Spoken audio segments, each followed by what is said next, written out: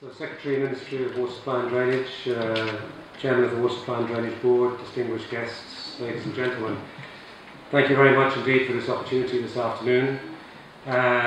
Before I start, I should just say that, in fact, this speech was written for a slightly more general audience this morning and was rescheduled, so I've had to try and amend it a little bit to also illustrate some of the issues that are before us of this very burning issue of CKDU that's been alluded to this morning. But as the head of an international water management institute based here in Sri Lanka, it really does give me great pleasure to be in this room and with you this afternoon, and to stay back in this room, because it was 15 years ago that I was actually here on a regional consultation of the World Commission on Dams, chaired by Mr. Tilak Manigaraja, also dealing with a very contentious issue of dams, very politicised issue. We have the fors and the againsts, and issues of development, economic growth, sharing of benefits, sustainability, all issues that were raised at that time which still have, I think, a strong relevance today. And it's clear that Sri Lanka provides a microcosm of these sorts of issues we're talking about, and the sort of the diversity of its water resources that we see around us. And these issues become more intense and more difficult to assess as economic growth goes on, and in this part of the world economic growth is going at a tremendous pace, far faster than it did in the West, which means that you're also dealing with those sorts of teething issues, those growing issues, if you like, of economic development in a much shorter time frame than the West had to deal with it. And so it has to be more adaptive, more flexible, and more responsive. At the same time, I think this growth offers a great opportunity for looking at these issues and avoiding some of the problems that were faced by other countries. And we see issues around over-abstraction of water, competition and increasing competition between resources, different users of water. We see the sorts of health issues arising here and many others. And as part of that, we see there's a need for a much more integrated approach. And I think as IWMI, as it started out as the International Irrigation Management Institute back in the early 1980s when it was in Digana, has transformed over the years to adapt to those realities. It transformed to becoming a water management institute to look at issues like water quality, like the environment, like health, as well as the irrigation issues. And it takes a much more interdisciplinary approach to the work. And as we look around the country to the different climatic zones and different landscapes here, we see a range of different water management challenges. We see the floods, we see the droughts, and we know that those are going to become more intense in the future with climate change. But one thing we do know about the future is it's going to be less predictable than the past. The intensity of those events is going to increase, and therefore our responsiveness and our flexibility of management has to change so that we can reduce the vulnerability of the communities. And with all these natural events or man-made events, it is those poor communities, the same as with this health issue, it is the poor communities which are most at risk and least able to cope with those issues. Now, from other countries, we see there is a lot of experience in groundwater development. And when we're talking about water quantity, we see there's opportunities to look across, maybe from the flood events, to see to what extent they can assist us in dealing with droughts by recharging groundwater. Our typical response, as with the Dams Commission, was, well, to build new reservoirs, surface storage. But there's also great opportunities, I think, for groundwater recharge, to use that water more effectively during the onset of a drought. But again, as we see, there are health risks associated with that, or potential health risks in some circumstances. And I'll come back to that aspect later on in my presentation. The consequences of this urban and economic development are probably easier to assess than those of climate change. But there are issues around water availability, competition between users. We've seen it between hydropower and irrigation, between those which have a high economic value and those which are more perhaps of a social value. And then how do we deal with these? How do we look at the trade-offs between these different users? And in the end of the day, it's all about trade-offs. and how do you bring the economic dimension, the environmental dimension, the social dimension into that arena for discourse. At IWMI, we've done quite a lot of work, I say, over the last 28 years looking at these issues. And I think although we see many problems, we also see many reasons to be optimistic. We see some promising solutions, both in terms of technical management aspects, but we also see the need to take this sort of discourse from the technical environment, the technical discourse that is happening in this room, up to the political level as well, and have a discussion and identify who the champions of change are to turn what is in fact potentially a problem into an opportunity and a solution. Now, I've talked a little bit about groundwater, but also there's many other sources of water management. I mean, if you look at this spectrum between those farmers who are looking purely only at rain-fed agriculture and those that are in the command of the big irrigation schemes, there's a whole spectrum of different water management practices in between those, in terms of soil moisture management, aquifer recharge, I mentioned, rainwater harvesting. I know there are people here from the rainwater harvesting group, and many others. So again, this argues and makes the case for a more integrated approach. A more integrated approach, though, requires new ways of working, and it immediately places challenges on the institutional structures, not only in government, but also in society, in the research organisations at IWMI as well. We tend to also build our own departments and divisions, and we have to break those down and work across those. We also have to recognise the influences of a policy decision in one area on another.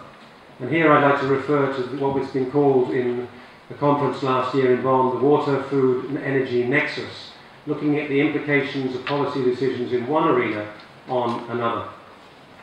For example, encouraging biofuel production as a mitigation measure for climate change has had significant impacts on reducing the area available for productive use for agriculture. So such interconnectivities and interdependencies also require a different approach. In terms of some of the work we've been involved with, we've also looked at groundwater issues in Jaffna, conducted a survey and an inventory of groundwater wells there. We've done some water quality testing there. And also, as this is currently the only supply of water to communities in Jaffna, and there is a very fast-growing rehabilitation effort there after the conflict and the years of war, we see some reasons for caution and some risks in terms of pollution of groundwater from agricultural chemicals, nitrates, and also from over-extraction of water and intrusion of the saline front from the sea. I think at the moment it has not come up to a crisis situation, but it's an area which, if action is taken now for regulation, for management, for better planning, I think that sort of crisis that you have seen in other countries with over-extraction, for example, of groundwater in India, can be avoided. We also see we need to look at things differently in the way we approach the solutions. Can we turn problems into opportunities? And here we have done quite a lot of work in terms of looking at wastewater as a resource. Not only wastewater, but also the solid waste that is a result of it. A lot of the focus under the MDGs has been on providing sanitation targets, toilets, etc. But to what extent has there been focus on looking at the solid waste, the fecal sludge that comes out of those, and what's going to be done with it?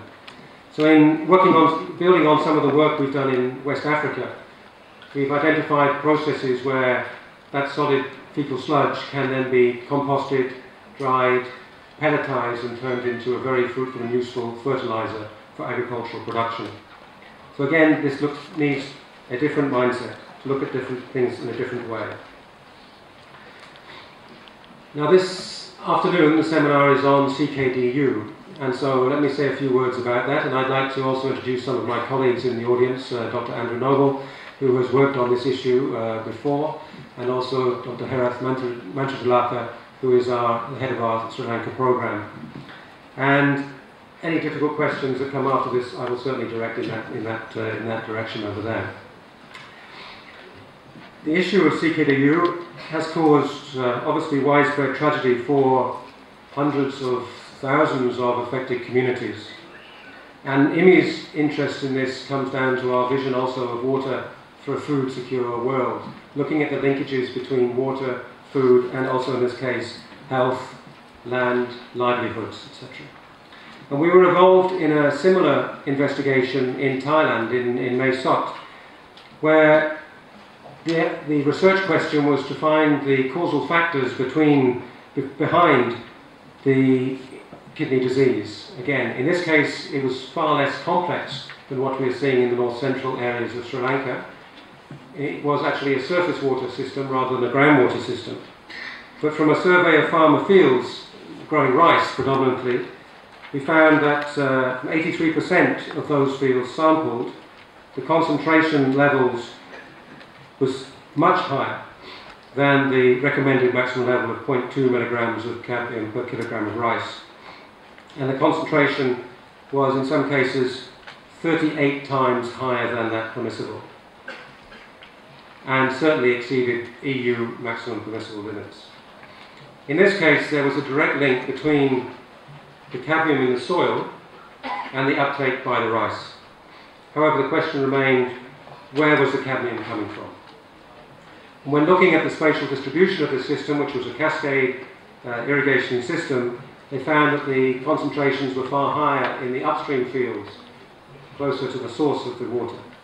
And that source of water, they then found out, was actually passing through a geological formation that was high in zinc and copper.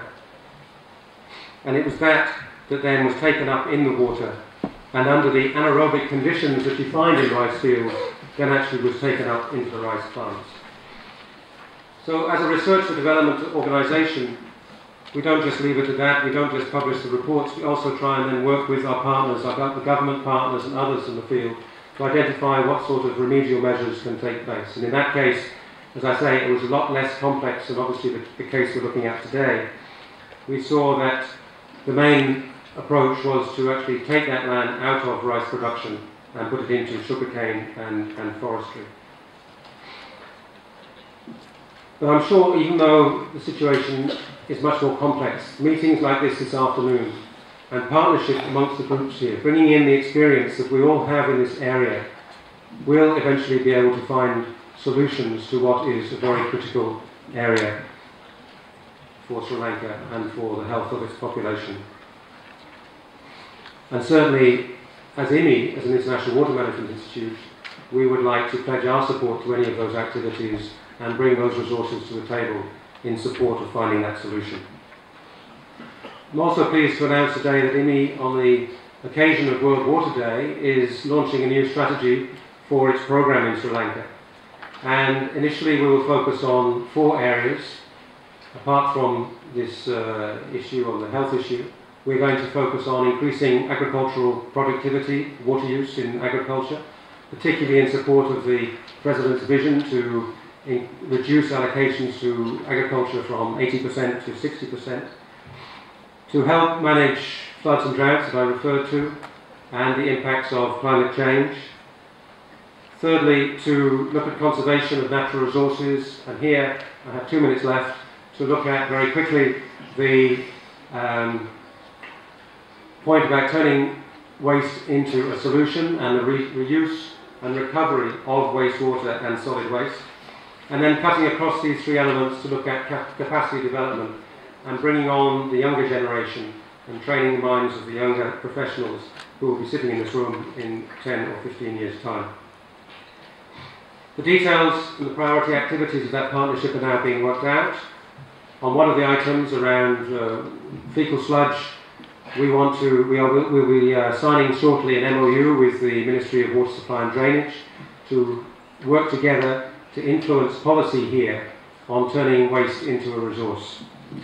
And with that, I would just like to thank you all for your attention. I'd like to thank the organisers very much for inviting us to be part of this process, to share with you, and I sincerely look forward to greater cooperation between IWMI and the various organisations sitting around the table here. Thank you very much, and I wish you a very successful afternoon.